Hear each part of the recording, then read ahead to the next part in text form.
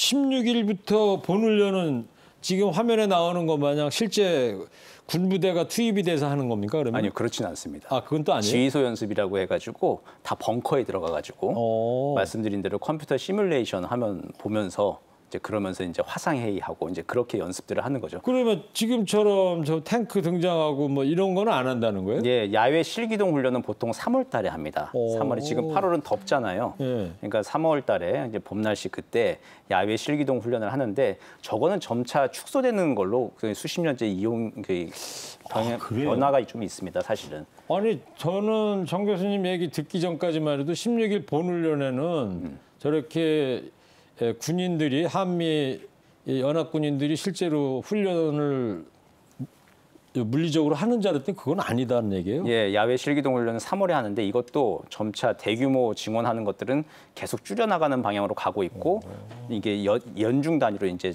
쪼개서 하는 걸로 좀 바뀌고 있죠. 북한에서 왜 이렇게 난립니까? 좀 쉽게 생각을 해보면 기동훈련 하는 것도 아니고 벙커에서 이렇게 하는 거라는데.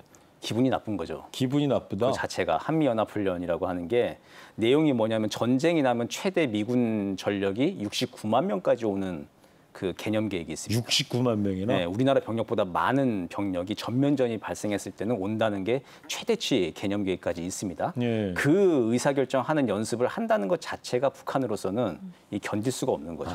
그 북한군에서도 우리가 이렇게 지금 정 교수님이 설명한 대로 저렇게 한다는 거 다 알고 있을 거 아니에요? 그럼요. 매년 다 통제해주고 합니다. 그런데 하여튼 기분이 나쁜 것 같다, 북한에서. 기분이 나쁘고 이게 좀 잘 이해는 안 되는 거는 이게 훈련 상황 자체가 북한군이 먼저 선제 공격을 한 거에 대해 방어 훈련이거든요.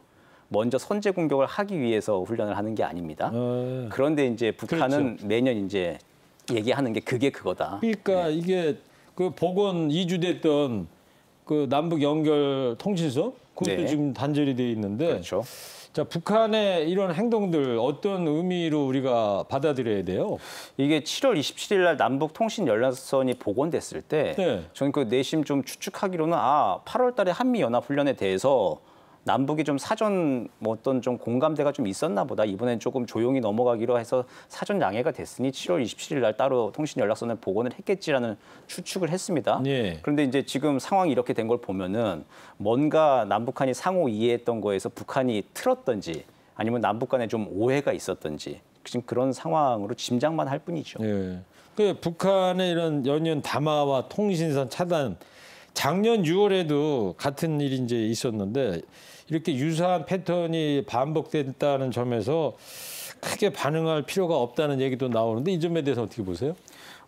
공식적으로 뭔가 하나하나 다 반응할 필요는 없는 것이죠. 그리고 우리도 지금 뭐 연례적이고 방어적인 훈련이고 북한도 이미 그 내용에 대해서 알고 있는 상황들이기 때문에 하나하나 일일이 반응을 좀 할 필요는 없지만 근데 상황 관리는 좀 이거 해야 됩니다. 네. 이게 뭔가 오해가 있었던 아니면 북한이 뭔가 사전 이해한 거에 대해서 이제 뭐 틀었던 간에 계속 이제 소통하고 연락하기 위해서는 노력은 좀 해야 되는 것이죠. 이게 네. 더 위기가 실제로 이제 점증되지 않도록 상황 관리를 더 긴밀하게 해야 되는데 지금 북측이 공식적으로 지금 전화를 안 받고 있는 상황. 예. 이럴 때는 뭐 다른 채널들을 이용해서라도 어쨌든 계속 이제 진위가 무엇인지 파악을 하고 여기 이게 이제 북측이 생각하는 것만큼 그렇게 이제 공격적인 훈련 아마 북한도 충분히 알고 있습니다. 네. 사실은 이제 이게 지금 이렇게 풀어나갈 게 아니라고 하는 거에 대해서 계속 이제 문을 좀 두드려야 되는 좀 답답한 면이 있습니다. 그렇군요.